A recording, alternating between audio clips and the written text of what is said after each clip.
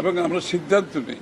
সুতরাং আজকে লন্ডনের মিটিংয়ের উপর আমরা শেয়ার করেছি এবং দুই পক্ষই অত্যন্ত সন্তুষ্ট যে আমরা যে ফেব্রুয়ারিতে নির্বাচনের দিনক্ষণ মোটামুটি একটা ঘোষণা আসছে।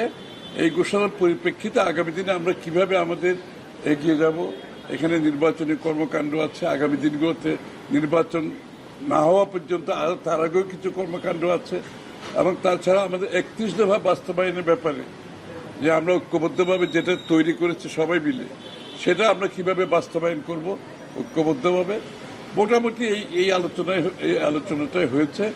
আমাদের সামনের দিকগুলোতে আমরা বিগত দিনে যেভাবে আন্দোলনে ঐক্যবদ্ধ ছিলাম, আগামী দিনগুলোতে আমরা ঐক্যবদ্ধভাবে এগিয়ে যাব। নির্বাচনের পরবর্তী সময় সরকার 31 দফা বাস্তবায়ন। আরেকটা বিষয় হচ্ছে যে কমিশনে যুগপৎ আন্দোলনের দলগুলোর সঙ্গেই অনেক বিষয় নিয়ে বিএনপির